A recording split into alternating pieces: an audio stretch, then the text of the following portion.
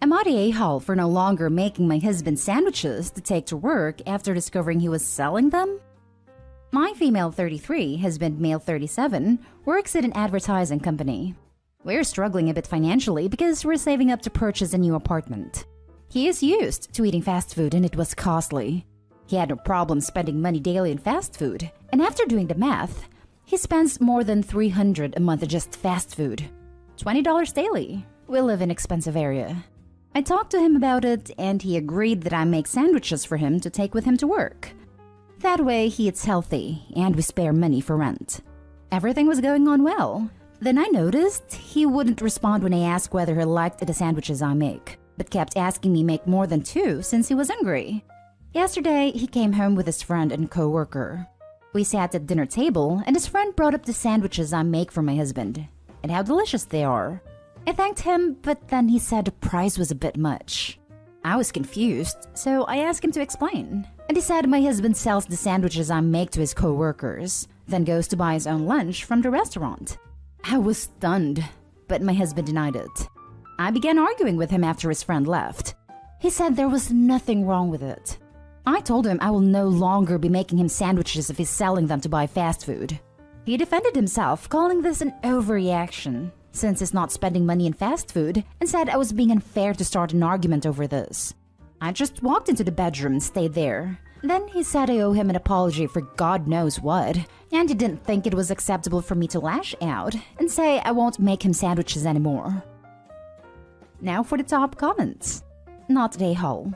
He was profiting off your kindness and labor. He kept that he was selling them a secret because he knew it was wrong. And by setting the price as he did, guest commented it was high. He's also besmirching her name because he's making it clear she's the sandwich maker.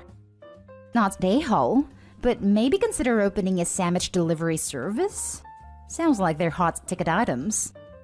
Not a hole. Your husband is ridiculous. On another note, what kind of sandwiches are you making that is able to sell them for a high price? Can I have the recipe? Right?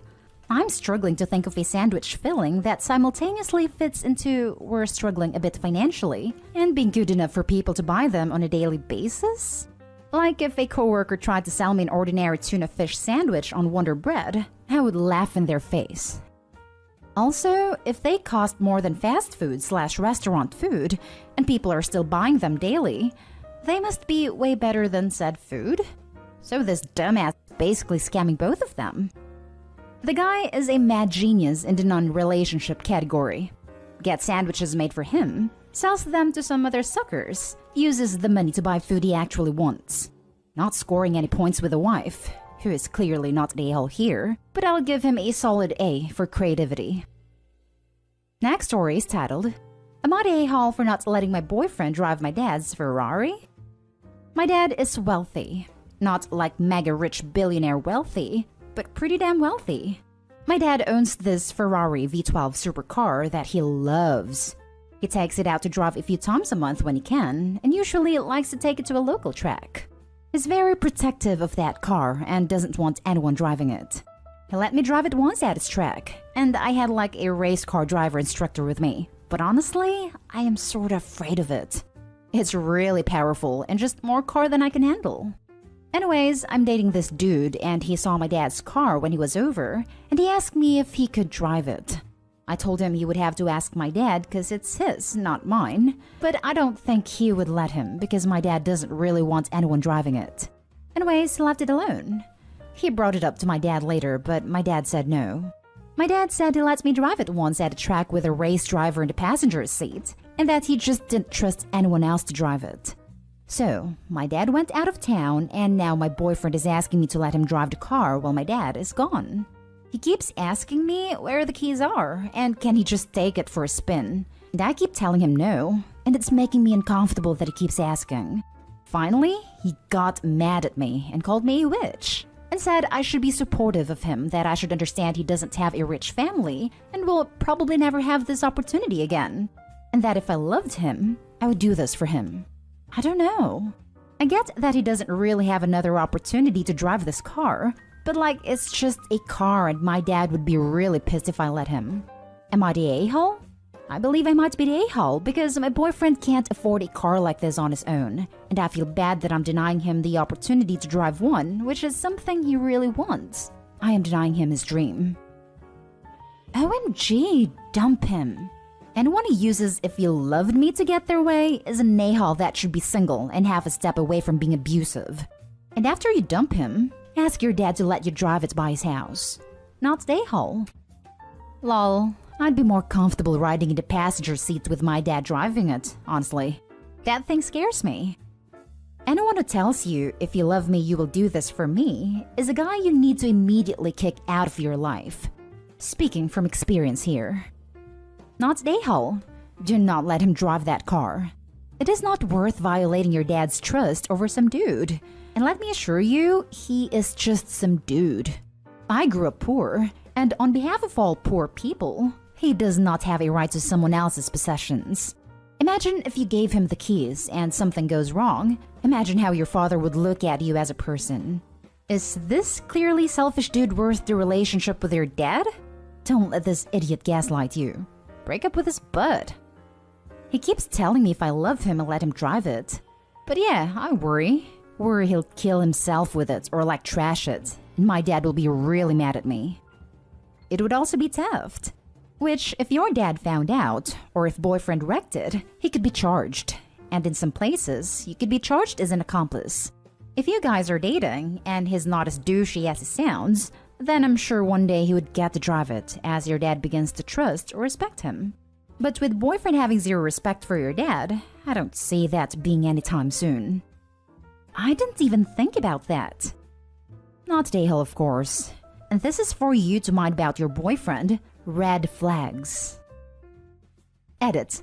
A lot of people are calling this abuse and a red flag, and honestly, I never really thought it was that bad. I just thought teenage boy wants to drive fast car. Like it really didn't register to me that it was abusive or manipulative. So that people know, I did take the keys and put them in my dad's safe about 30-ish minutes after this post went up. A lot of people have mentioned he doesn't see a long-term relationship with me because he said this is the only chance I'll get. I honestly didn't register that, but yeah, it's got me thinking. Can't go through all the comments right now, I have to get to class. But yes, I get the message loud and clear, and I will come up with an exit strategy. Good news and bad news. Good news, heard your message loud and clear. And today he really showed who he is. Bad news, I have more crap to deal with from him. We are over after this. I can't even. Next story. Am I the a-hole for screaming at my husband for buying me flowers? The title sounds bad, I know, but please hear me out. So last week, my husband, 27 male, and I, 27 female, had a baby boy. My husband was away on business and the baby came early. Only 2 weeks before the specified date, don't worry.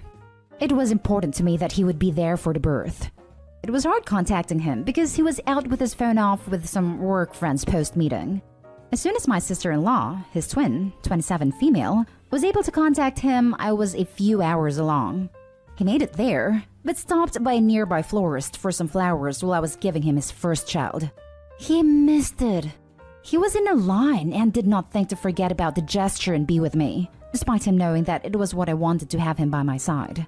He arrived while I was passing the placenta, but instead of even bringing me the flowers he went to such lengths to give me, he went to see his son while handing the flowers to sister-in-law to give it to me.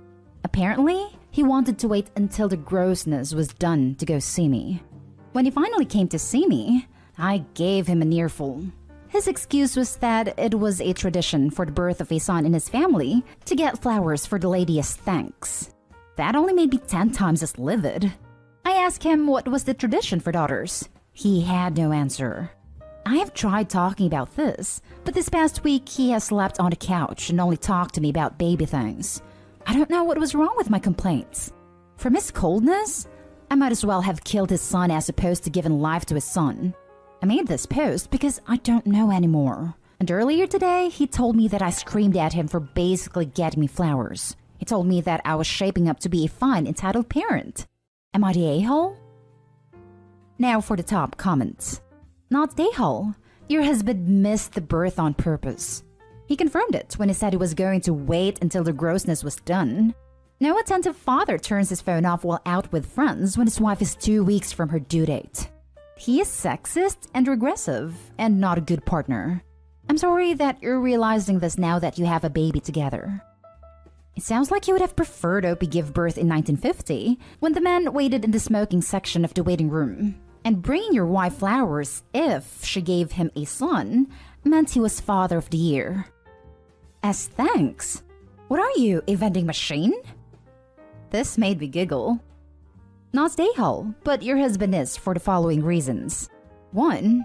Who turns their phone off while out with friends when their wife is pregnant. 2. Even if you could explain away the time at the florist because he wasn't thinking, or that the excitement of having a son led him to see the baby first, to turn to you and say he was waiting till the grossness was done. What about being there for you? You're still in the process of giving birth. Doesn't seem like he expressed any real gratitude to you for the birth of his son. 3. After you get home and you are a new mother dealing with a newborn, hormones, recovery, he's giving you the cold shoulder. He called you an entitled parent after you did the most selfless thing, grew a baby and brought it to life. You need a partner who supports and values you. If you can get some space from him by going to your parents, I would suggest it. Get some distance and then explain why you were hurt by his actions. I just want to point out here that the entire thing is actually gross. There's nothing cute about childbirth. That said, he should have bear it, like many others do. No problem.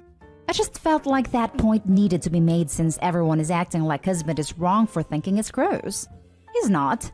The way he acted about it though, he is wrong for that.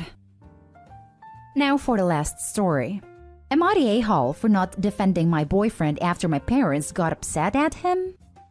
My boyfriend and I went to my parents for Passover, along with my sister and nieces. My boyfriend isn't Jewish and didn't know anything about Passover, but said he was interested in learning. Part of the tradition is leaving a glass of wine out for Elijah, a legendary prophet who is supposed to return to Earth someday to announce the arrival of the Messiah. You leave the glass of wine out so you have something to give him in case he comes by. We went over the story of Elijah during the Seder. The morning after the Seder, my boyfriend noticed that the wine was still there and asked if someone was going to drink it so the kids would think Elijah came. My mom said no. This isn't like the Easter Bunny or Santa. If Elijah doesn't come, then nothing happens and we'll have to wait until next year. We don't pretend that he came. However, when the kids came downstairs, they saw that the wine glass was empty and that there was some candy there. My boyfriend told the kids that Elijah had come by at night, drank the wine, and left some candy for them. The kids were confused, but fortunately my mom was on it and said my boyfriend was just kidding and that the candy was from him. After the kids left, my parents told my boyfriend that he was wrong for doing that and found what he did disrespectful by acting like this was just another Santa-type thing to give gifts to kids, even after my mom explained that this was totally different. I didn't do anything to defend him because I felt that my parents were right to be upset. He apologized to them, but is upset at me for not defending him. I explained that I did not stand up for him because I agreed with my parents that he had been disrespectful and should have known not to do this. He said that I should have stood up for him because he was just trying to do something fun for the kids, and that he had never been to a Seder before and hadn't really understood why it was inappropriate to pretend that Elijah had come. Not Dayhall. As your parents explained, this is not like leaving out cookies and milk for Santa. He disrespected your beliefs and religion by doing so. Also, I'm curious as what happens to the wine if it isn't drank. Someone could drink it or you could dump it. You just wouldn't lie and pretend that Elijah drank it. Not Dayhall.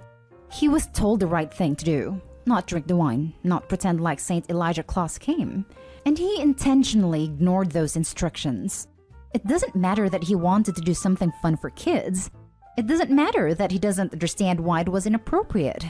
What matters is that he was told specifically what to do, and he did the opposite. Yeah, if he'd done it without asking, that would be great. But at least he'd be more foolish but kind than outright disrespectful. Not Dayhall. Your boyfriend did something he was specifically told not to do, and then is confused as to why people are upset? If he admittedly knows nothing about Passover, was already told not to drink the wine and lie to the kids, Who the hell does he think he is to go ahead and do it anyway? Right? It was very clearly explained to him. This is not a Santa/Easter Bunny/Tooth Fairy type tradition for the enjoyment of children. He doesn't have the excuse of, I didn't know and didn't understand, because he was very clearly told what not to do. And he did it anyway, and made himself look like not only an a-hole, but an idiot as well.